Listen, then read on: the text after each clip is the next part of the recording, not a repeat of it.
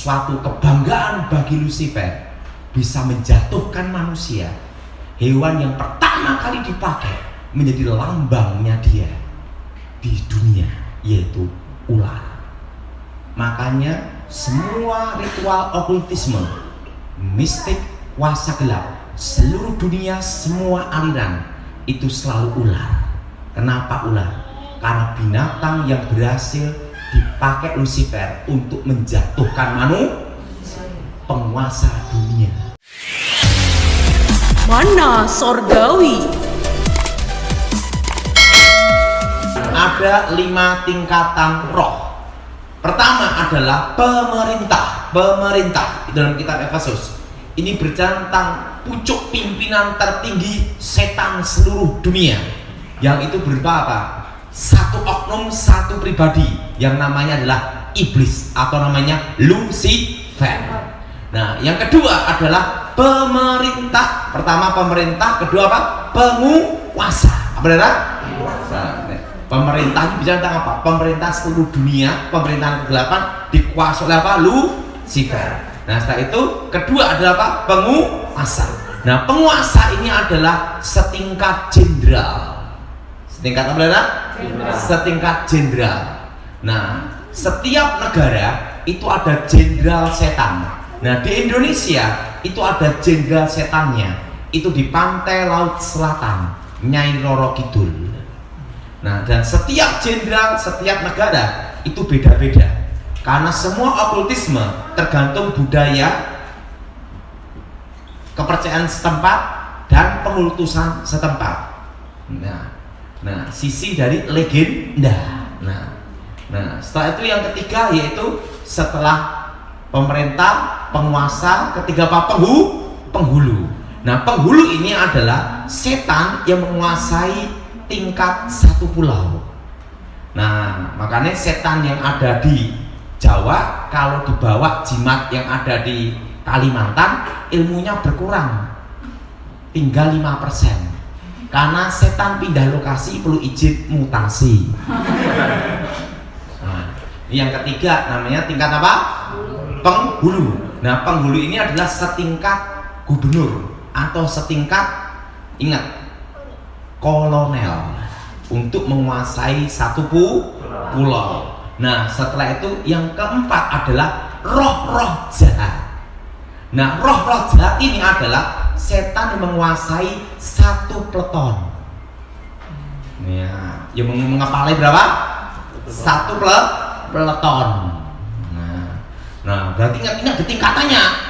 Jadi yang pertama itu pemerintah bisa tanpa Lucifer. Yang kedua apa, saudara? Penguasa itu bisa tentang jenderal setan setiap satu negara. Yang ketiga apa, saudara? Penghulu itu setingkat kolonel atau gubernur. Jelas? Nah, yang keempat apa, saudara? Roh-roh jahat itu setan yang menguasai, ingat ya, yang menguasai apa, saudara? Satu peleton. Nah, yang paling rendah itu yang menguasai satu regu, namanya jin. Jadi yang namanya jin itu adalah tingkat setan yang paling rendah. Nah, jin ini yang biasanya disebut penunggu rumah, atau yang menjaga harta karun, atau menjaga gua atau pohon. Nah, ini mengepalai satu regu. Jadi ada ininya, ada pangkat-pangkatnya ini semua. Jadi setan itu ada suatu tatanan hierarki yang sangat tertata rapi. Nah, tidak mungkin yang tingkat roh jahat langsung ke Lucifer. Harus ada protapnya juga, prosedur tetapnya juga. Untuk menemui Lucifer itu ada aturannya semua. Karena ingat, pemimpin tertinggi. Nah, ya, tapi hari ini kita bahas tentang pemimpin tertinggi dunia ke-8, yaitu Lucifer. Ngomong sama sebelahnya, kamu bukan iblis. Jadi kita bahas dulu yang pertama adalah apa? Tingkat paling tinggi. Nah, kitab Yesaya pasal 14 ayat 12 sampai dengan 17. Saudara yang ganjil, saya yang genap. Wah, engkau sudah jatuh dari langit, hai bintang timur putra fajar. engkau sudah dipecahkan dan jatuh ke bumi, hai yang mengalahkan bangsa-bangsa. Ayat 13 sudah baca. Engkau yang tadinya berkata dalam hatimu, aku hendak naik ke langit, aku hendak mendirikan takhtaku mengatasi bintang-bintang Allah, dan aku hendak duduk di atas bukit pertemuan jauh di sebelah utara. Aku hendak naik mengatasi ketinggian awan-awan, hendak menyamai yang maha tinggi.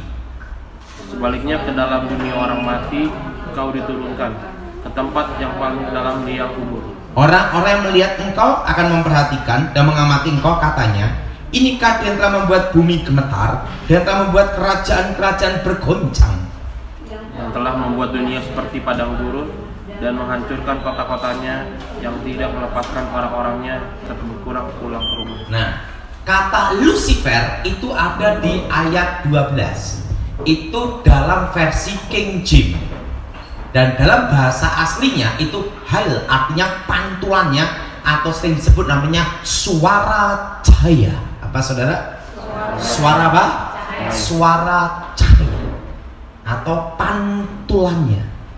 Dan secara astronomi itu disebut namanya planet Venus.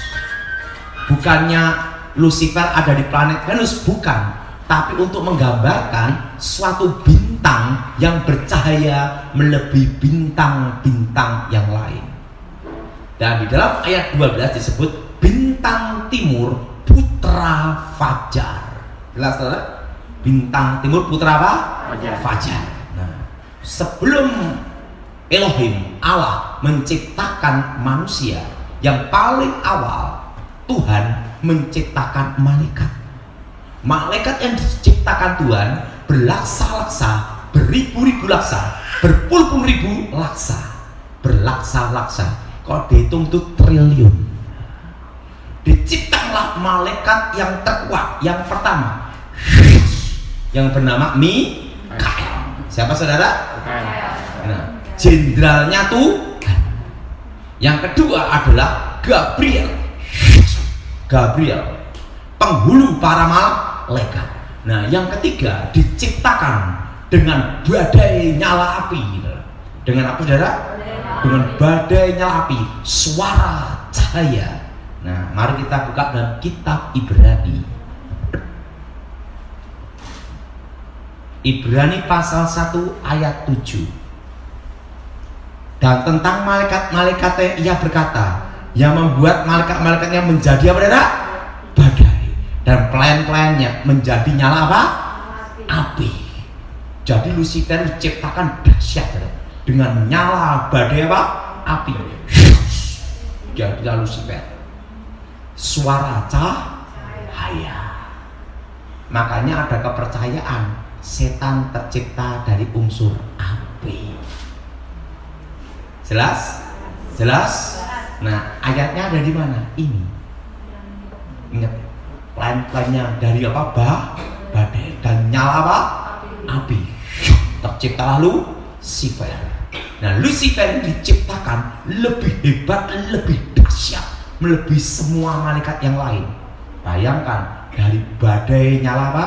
Api, keluarlah suara cahaya, Lucifer. Nah, dan Lucifer ini membawai sepertiga malaikat Tuhan. Dan Lucifer adalah pemimpin pujian penyembahan kepada Allah. Dan Lucifer sangat dekat dengan Tuhan. Karena dekat dengan Tuhan, secara otomatis Lucifer banyak tahu rahasia tentang Tuhan. Seorang guru tidak akan memberikan muridnya 100%, maksimal 80%. Jaga-jaga murid murtad disikat. Jadi ingat, karena tahu banyak rahasia tentang Tuhan, Lucifer ingin menjadi apa? Ibaratnya pecah kongsi. Nah, karena tahu banyak rahasia. Nah, tapi kan Tuhan tidak akan memberikan rahasianya 100%, maksimal 80%. Nah, 20% itu adalah ilmu pamungkas. Nah, terjadilah pemberontakan di surga. Lucifer merencanakan apa saudara? Dan ingin menjadi Tuhan, merencanakan mengkudeta melawan Tuhan. Yang berpihak pada Tuhan 2/3, yang melawan Tuhan 1/3. Ingat, malaikat dari badai nyala api. Nah, dosa yang pertama kali terjadi bukan di bumi tapi di surga. Terjadilah pertempuran di surga. Tuhan Maha Kuasa, Lucifer kalah, dibuang ke bumi. Bumi dikuasai kegelapan. Nah, itu ada di ayat mana? Kitab Kejadian pasal 1 ayat 1.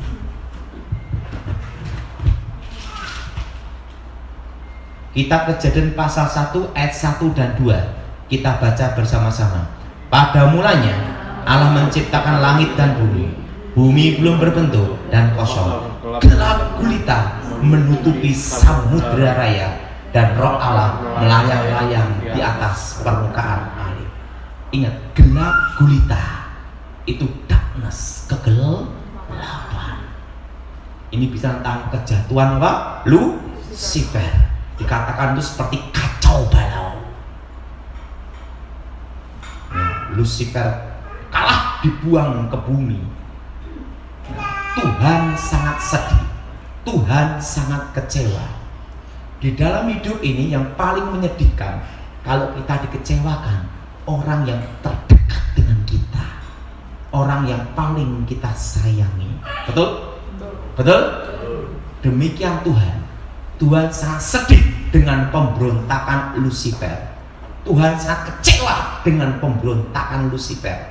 Tapi Tuhan perlu teman untuk bicara. Tuhan perlu teman untuk ngobrol. Kalau saudara anak SMA, minimal punya teman tuh SMP, betul? Betul? Kalau saudara dosen, minimal temennya mahasiswa. Tidak mungkin profesor, doktor, kaburator, botak bocor, temennya anak TK. Tidak mungkin, betul? Nah, Lucifer diciptakan lebih mulia melebihi malaikat-malaikat yang lain. Untuk menggantikan posisi Lucifer harus diciptakan yang lebih mulia. Maka diciptalah manusia segambar serupa dengan Tuhan. Ngomong sama sebelahnya, kamu bukan monyet.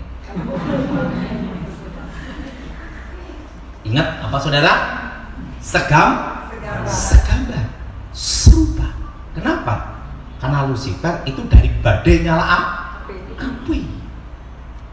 Manusia dari debu tanah, dan dibentuk Tuhan sendiri, segambar, serupa. Dan Tuhan berfirman, diciptakanlah Adam dan diciptakanlah Hawa. Beranak cuculah, kuasai bumi. Beranak cuculah dan apa saudara? Kuasai bumi. Artinya penguasa dunia itu dulunya adalah Adam. Karena apa? Beranak cuculah, kuasai apa? Bumi. Lucifer marah, Lucifer kecewa. Seorang direktur kalau dipecat diganti yang baru, otomatis jengkel sama yang ganti. Betul? Betul? Dulunya Lucifer malaikat yang paling tinggi derajatnya menjadi malaikat yang paling rendah, malaikat kegelapan. Dulunya malaikat yang disayang Tuhan menjadi malaikat musuhnya Tuhan. Dulunya malaikat yang sangat disayang menjadi musuhnya Tuhan. Dia marah, siapa yang ganti dia? Yang ganti dia manusia. Itulah alasannya kenapa setan menggoda manusia. Tidak ada setan goda kambing, betul? Selalu manusia terus yang digoda. Nah, di antara semua binatang di darat yang cerdik adalah ular, maka dipakailah ular. Nah, iblis berkata, kalau engkau makan buah itu, engkau jadi seperti Allah, tahu yang baik, tahu yang jahat. Adam dan Hawa jatuh ke dalam dosa, dan yang jadi penguasa dunia ganti Lucifer. Maka penguasa dunia ini sementara waktu seizin Tuhan adalah iblis. Kenapa? Karena Adam berhasil digoda oleh Lucifer. Jelas? Dan suatu kebanggaan bagi Lucifer bisa menjatuhkan manusia, hewan yang pertama kali dipakai menjadi lambangnya dia di dunia, yaitu ular. Makanya semua ritual okultisme, mistik, kuasa gelap, seluruh dunia, semua aliran itu selalu ular. Kenapa ular? Karena binatang yang berhasil dipakai Lucifer untuk menjatuhkan penguasa dunia. Itu suatu kebanggaan. Jelas saudara? Makanya kalau ritual-ritual kuasa gelap selalu semua berhubungan dengan ular. Dan ular yang lebih gede lagi naga. Ular sama naga bedanya apa? Kalau naga itu ular paling tua. Jelas? Kalau ular itu masih ular belum tua. Ular paling tua itu naga. Nah, karena berhasil menjatuh. Ingat, seorang penipu pasti lebih pandai satu tingkat dengan yang ditipu. Buktinya bisa ketipu, betul? Nah, betul? Nah, karena berhasil menipu dengan cara pakai ular, maka kebanggaan iblis di seluruh dunia, dia pakai apa? Lambang apa? Ular. Jelas? Itu lambang bagaimana dia berhasil menjatuhkan manusia. Nah, saudara, yang jadi pertanyaan, kenapa manusia diampuni, setan tidak? Ini yang protes manusia. Karena waktu seminar yang tanya manusia. Tuhan itu kan adil. Kenapa manusia diampuni, setan tidak? Manusia diberi kesempatan pengampunan, setan tidak. Kenapa? Iblis mengkudeta Tuhan, merencanakan keinginan melawan mengkudeta Tuhan. Beda dengan manusia. Manusia tidak merencanakan pemberontakan. Manusia tidak ada keinginan melawan Tuhan, tapi manusia digoda setan untuk melawan Tuhan. Kasus pembunuhan berencana, maksimal mati, minimal seumur hidup. Betul? Pembunuhan tidak berencana itu ada keringanan. Betul? Apalagi yang bunuh orang gila bebas, karena hakim tidak bisa ngadili orang gila. Nah, ingat ya, kenapa Allah perlu menjadi manusia? Karena tidak ada yang lebih mulia melebihi manusia kecuali Allah sendiri. Jelas? Tidak ada yang lebih mulia. Makanya Yesus datang ke dalam dunia bukan menebus iblis, karena iblis sudah tidak diampuni. Jelas tidak? Yang masih ada kesempatan untuk diampuni, diselamatkan adalah manusia. Tetapi untuk menyelamatkan manusia harus yang lebih mulia. Dan tidak ada yang lebih mulia melebihi manusia kecuali Allah sendiri. Karena apa? Sang penciptanya sendiri. Maka itulah perlunya Allah turun ke dalam dunia menjadi manusia. Jelas? Jelas? Nah, untuk apa Allah datang ke dalam dunia? Untuk menyelamatkan kita, untuk dipulihkan hubungan kita dengan Allah, sehingga kita memanggil Allah sebagai Bapa dan posisi kembali ke semula. Segambar serupa dengan Tuhan, karakter Tuhan ada. Maka waktu kita percaya Tuhan Yesus, Roh Allah ada dalam diri kita yang berseru ya Aba ya Bapa. Nah, Yesus datang ke dalam dunia supaya hubungan kita dengan Tuhan dipulihkan, kembali ke posisi sebelum manusia jatuh ke dalam dosa. Ingat, di atas iblis. Jadi yang tidak dalam Tuhan itu di bawah iblis. di bawah kuasa dosa. Jelas? Kalau kita yang dalam Tuhan ada di atas iblis, karena sudah ditebus, kembali ke posisi segambar seru. Siapa yang merasa dirinya segambar serupa dengan Tuhan, angkat tangan. Yang merasa dirinya monyet, saya kasih kaca. Jelas? Jadi itu alasan Allah datang ke dalam dunia, karena tidak ada yang lebih mulia dan harus ada penebusan. Jelas, saudara? Nah, yang kedua, siapa yang bisa mengalahkan Lucifer? Karena Lucifer adalah malaikat terkuat. Hanya ada 3 yang bisa mengalahkan Lucifer. Pertama adalah Yesus sendiri, karena Allah yang menjadi manusia. Dan yang kedua, siapa yang bisa mengalahkan Lucifer? Malaikat mengkeroyok. Untuk mengalahkan Lucifer itu malaikat harus mengeroyok rame-rame. Ingat, diciptakan dari apa? Badai, nyala api. Kita berani dari nyala badai. Penciptaan Lucifer itu hebat, betul? Nah, dan yang lebih hebat dari Lucifer hanya manusia, segambar. Buktinya apa? Waktu Daniel berdoa, Tuhan mengutus siapa? Gabriel. Di tengah jalan disabotase Lucifer, penguasa media Persia. Gabriel kewalahan, minta tolong Mikael. Mikael turun ke surga, turun dari surga. Mikael turun dari surga, mengkeroyok rame-rame Lucifer. Gabriel dan Lucifer bertarung. Mikael berpihak kepada Gabriel untuk melawan Lucifer. Baru Lucifer kalah. Ingat, malaikat terkuat. Mikael kembali ke surga. Gabriel menemui Daniel, memberikan wahyu akhir zaman. Untuk mengalahkan Lucifer itu tidak mudah. Malaikat aja harus apa, saudara? Mengkeroyok. Artinya apa? Malaikat kegelapan terkuat. Diciptakannya dahsyat, badai nyala api, suara cahaya. Nah, yang ketiga, oleh orang percaya dalam nama Yesus, dengan kuasa darah Yesus. Kenapa orang percaya bisa mengalahkan Lucifer? Karena posisinya dipulihkan. Dari saudara bisa mengalahkan Lucifer di dalam nama Tuhan Yesus. Jadi kalau orang yang tidak dalam Tuhan mengalahkan jin aja susah. Tapi kita anak Tuhan bisa mengalahkan Lucifer, di atasnya jin.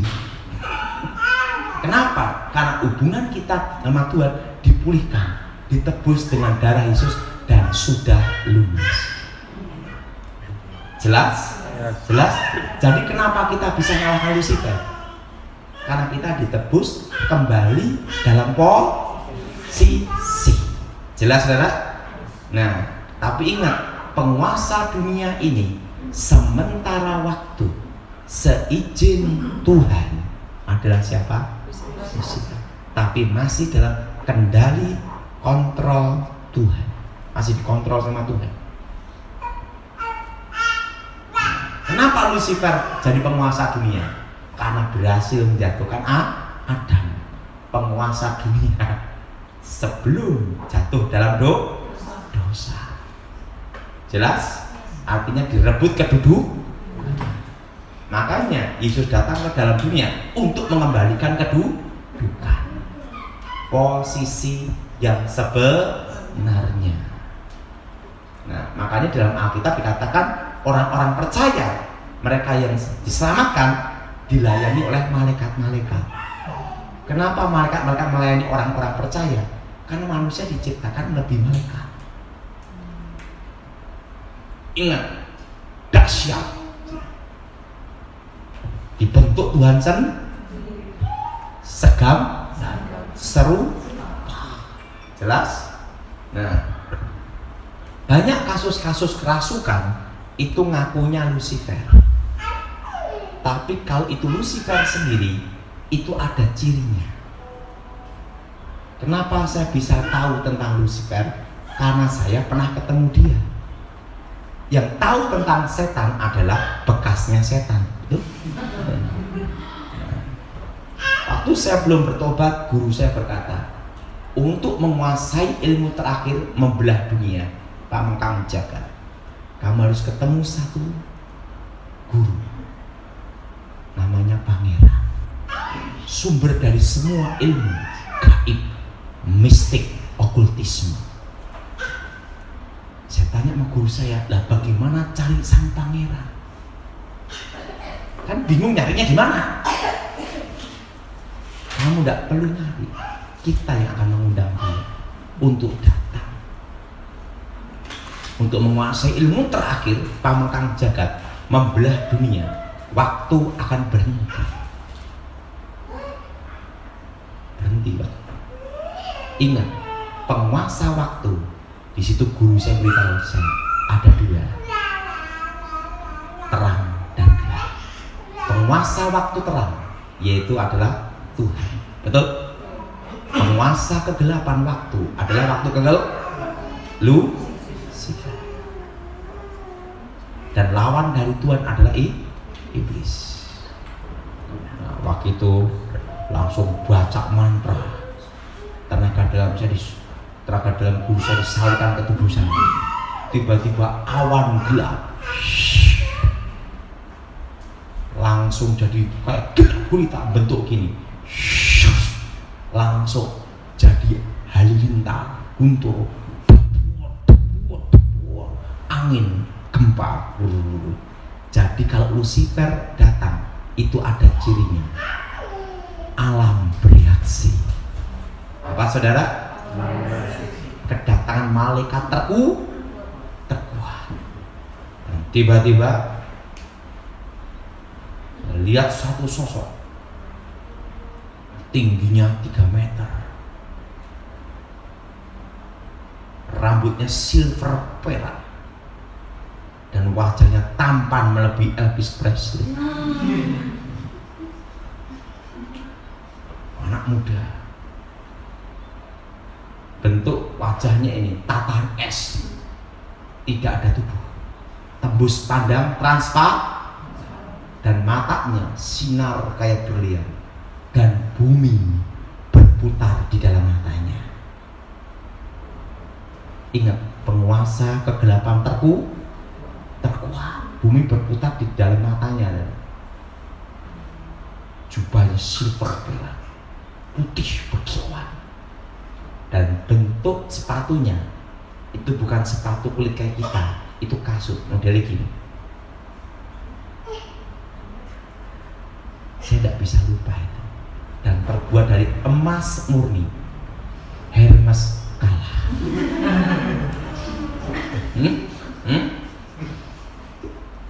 Hermes apa? Kalah. Itu emas kiloan. Dan disitulah saya baru mengerti komunikasi roh.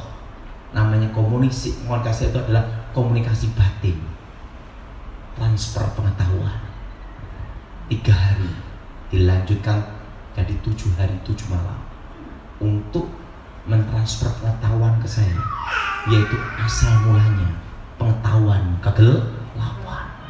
Makanya saya tahu tentang rahasia kegelapan, karena saya pernah ketemu raja kegelapan. Nah, disitulah saya baru mengerti tentang asal usul manusia.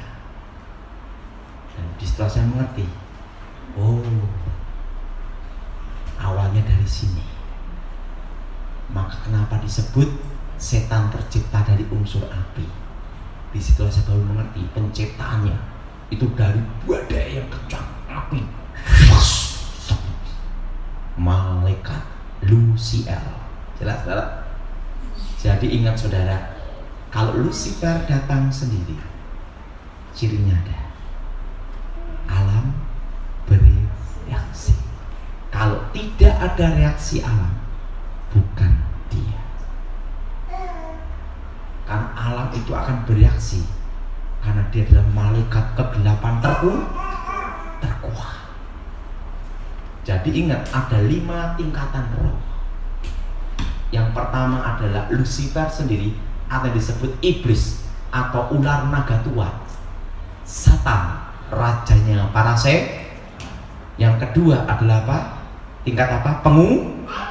Nah, kalau sudah baca di kitab Efesus, pemerintah itu mengerucut satu, oknum, yang kedua penguasa, itu tingkat apa? Jenderal. Yang ketiga adalah penghulu, itu setingkat apa? Gubernur. Atau kalau untuk menguasai satu pulau. Jelas? Nah, setelah itu apa lagi saudara? Roh jahat itu yang menguasai satu planet. Nah, jin itu yang menguasai satu regu.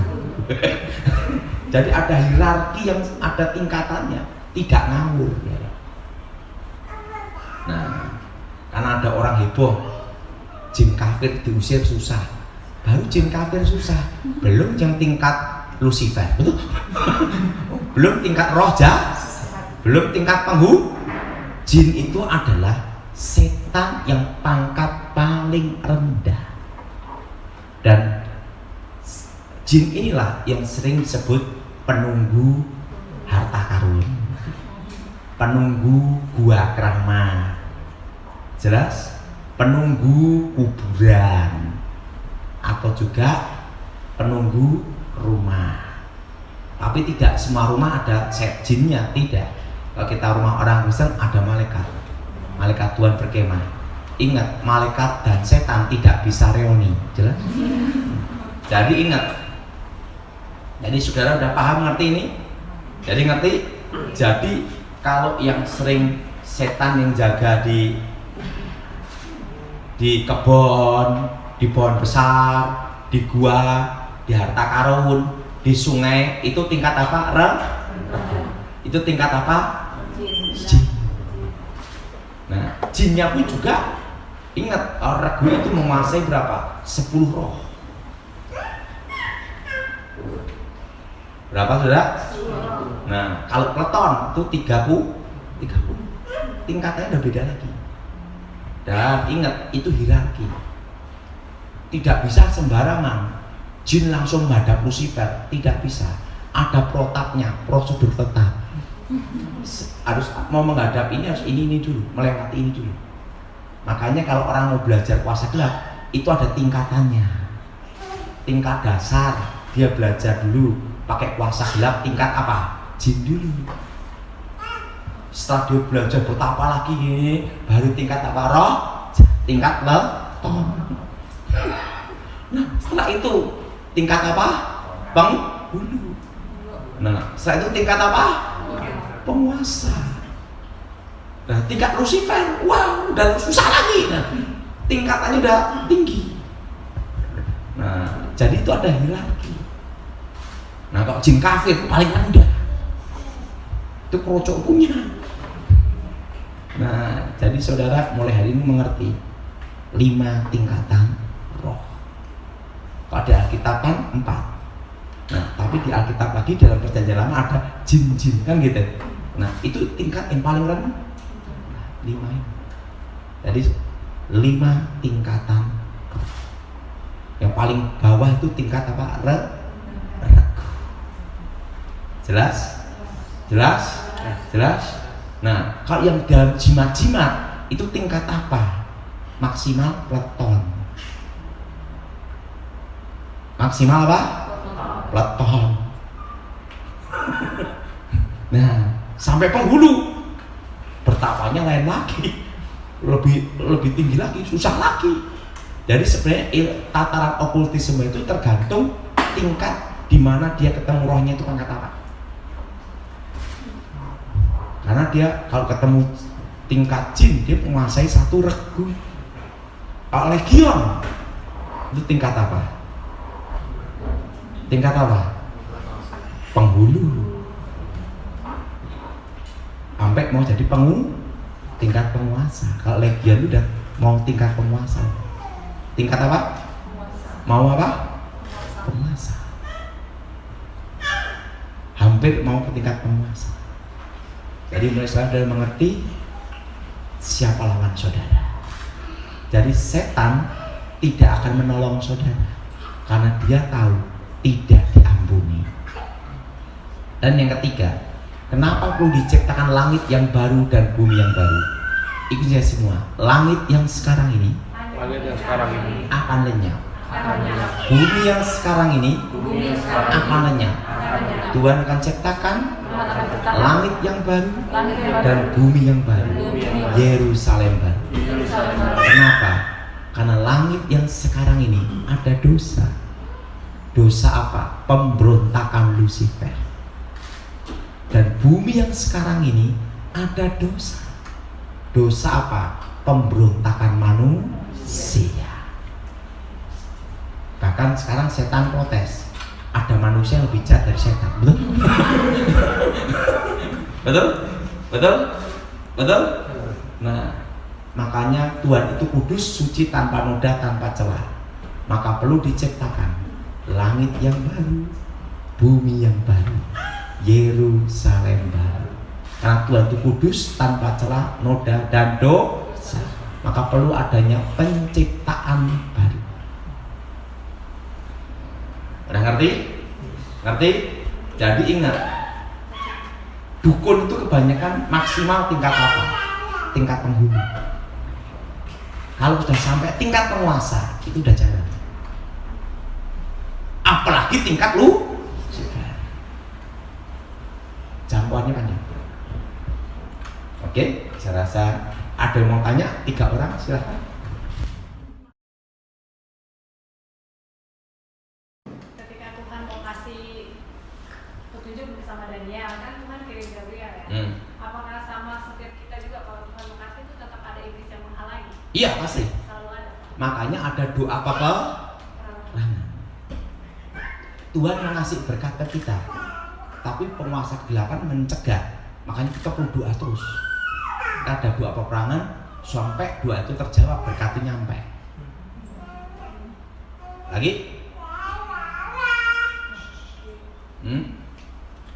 Agak sedikit melenceng dari Kira jin. Jin gemuk. Anda ini apa?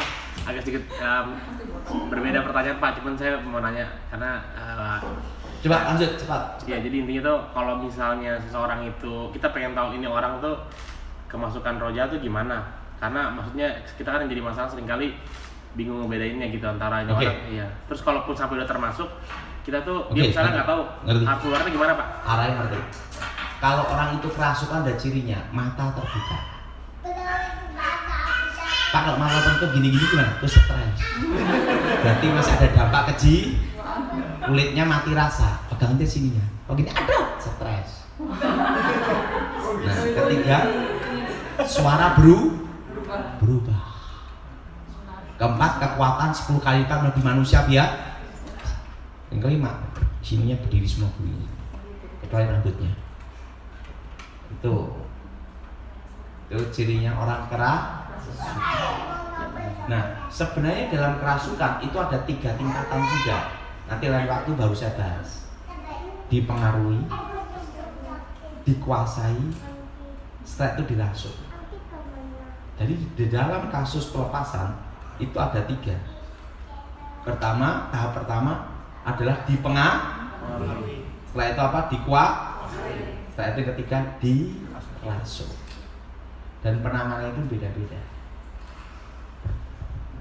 Dipengaruhi, contohnya apa? Orang kena guna-guna.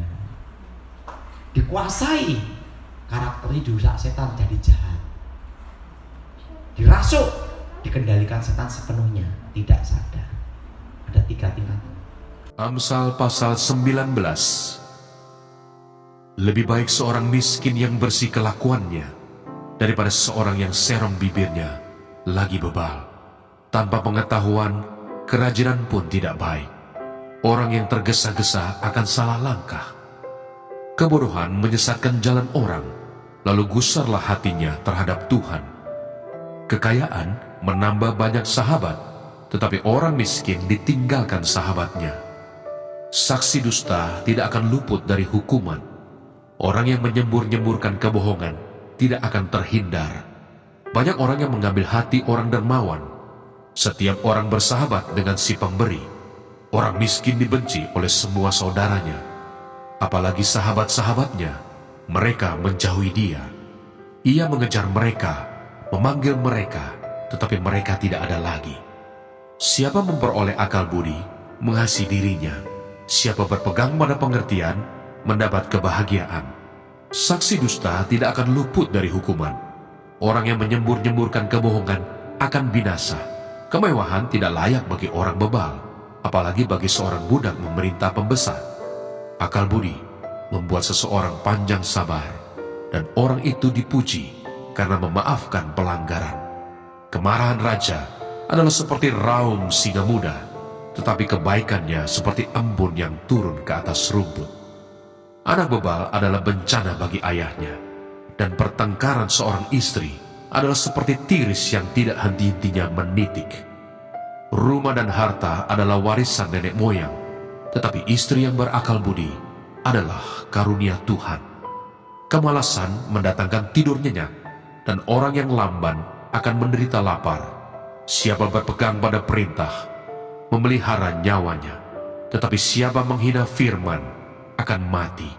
Siapa menaruh belas kasihan kepada orang yang lemah, memiutangi Tuhan yang akan membalas perbuatannya itu. Hajarlah anakmu selama ada harapan, tetapi jangan engkau menginginkan kematiannya. Orang yang sangat cepat marah akan kena denda, karena jika engkau hendak menolongnya, engkau hanya menambah marahnya. Dengarkanlah nasihat dan terimalah didikan, supaya engkau menjadi bijak di masa depan. Banyaklah rancangan di hati manusia, tetapi keputusan Tuhanlah yang terlaksana. Sifat yang diinginkan pada seseorang ialah kesetiaannya. Lebih baik orang miskin daripada seorang pembohong. Takut akan Allah mendatangkan hidup, maka orang bermalam dengan puas tanpa ditimpa malapetaka. Si pemalas mencelup tangannya ke dalam pinggan, tetapi tidak juga mengembalikannya ke mulut. Jikalau si pencemooh kau pukul, barulah orang yang tak berpengalaman menjadi bijak. Jikalau orang yang berpengertian ditegur, ia menjadi insaf. Anak yang menganiaya ayahnya atau mengusir ibunya, memburukkan dan memalukan diri. Hai anakku, jangan lagi mendengarkan didikan, kalau engkau menyimpang juga dari perkataan-perkataan yang memberi pengetahuan. Saksi yang tidak berguna mencemoohkan hukum, dan mulut orang fasik menelan dusta. Hukuman bagi si pencemooh tersedia, dan pukulan bagi punggung orang bebal. Amsal pasal 20. Anggur adalah pencemooh, minuman keras adalah peribut. Tidaklah bijak orang yang terhuyung-huyung karenanya. Kegentaran yang datang dari raja adalah seperti raung singa muda. Siapa membangkitkan marahnya, membahayakan dirinya. Terhormatlah seseorang jika ia menjauhi perbantahan, tetapi setiap orang bodoh membiarkan amarahnya meledak. Pada musim dingin, si pemalas tidak membajak. Jikalau ia mencari pada musim menuai, maka tidak ada apa-apa. Rancangan di dalam hati manusia itu seperti air yang dalam, tetapi orang yang pandai tahu menimbanya. Banyak orang menyebut diri baik hati, tetapi orang yang setia, siapakah menemukannya? Orang benar yang bersih kelakuannya, berbahagialah keturunannya. Raja yang bersemayam di atas kursi pengadilan dapat mengetahui segala yang jahat dengan matanya. Siapakah dapat berkata, aku telah membersihkan hatiku, aku tahir daripada dosaku? Dua macam batu timbangan, dua macam takaran, kedua-duanya adalah kekejian bagi Tuhan. Anak-anak pun sudah dapat dikenal daripada perbuatannya, apakah ia bersih dan jujur kelakuannya. Telinga yang mendengar dan mata yang melihat, kedua-duanya dibuat oleh Tuhan. Janganlah menyukai tidur, supaya engkau tidak jatuh miskin. Bukalah matamu dan engkau akan makan sampai kenyang. Tidak baik, kata si pembeli. Tetapi begitu ia pergi, ia memuji dirinya. Sekalipun ada emas dan permata banyak, tetapi yang paling berharga ialah bibir yang berpengetahuan. Ambillah pakaian orang yang menanggung orang lain, dan tahanlah dia sebagai sandera ganti orang asing. Roti hasil tipuan sedap rasanya, tetapi kemudian mulutnya penuh dengan kerikil. Rancangan terlaksana oleh pertimbangan, sebab itu berperanglah dengan siasat. Siapa mengumpat, membuka rahasia, sebab itu janganlah engkau bergaul dengan orang yang bocor mulut. Siapa mengutuki ayah atau ibunya, pelitanya akan padam pada waktu gelap. Milik yang diperoleh dengan cepat pada mulanya, akhirnya tidak diberkati. Janganlah engkau berkata, aku akan membalas kejahatan. Nantikanlah Tuhan, Ia akan menyelamatkan engkau. Dua macam batu timbangan adalah kekejian bagi Tuhan, dan neraca serong itu tidak baik. Langkah orang ditentukan oleh Tuhan, tetapi bagaimanakah manusia dapat mengerti jalan hidupnya? Suatu jerat bagi manusia ialah kalau ia tanpa berpikir mengatakan kudus, dan baru menimbang-nimbang sesudah bernasar. Raja yang bijak dapat mengenal orang-orang fasik dan menggilas mereka berulang-ulang. Roh manusia adalah pelita Tuhan yang menyelidiki seluruh lubuk hatinya. Kasih dan setia melindungi raja, dan dengan kasih ia menopang tahtanya. Hiasan orang muda ialah kekuatannya, dan keindahan orang tua ialah uban.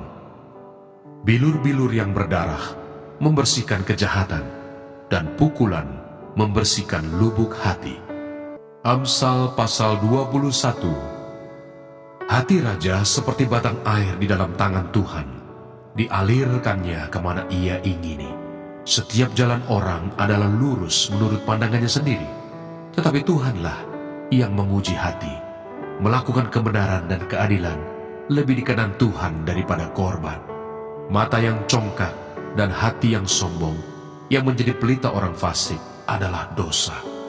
Rancangan orang rajin semata-mata mendatangkan kelimpahan, tetapi setiap orang yang tergesa-gesa hanya akan mengalami kekurangan. Memperoleh harta benda dengan lidah dusta adalah kesia-siaan yang lenyap dari orang yang mencari maut. Orang fasik diseret oleh penganiayaan mereka karena mereka menolak melakukan keadilan. Berliku-liku jalan si penipu, tetapi orang yang jujur lurus perbuatannya.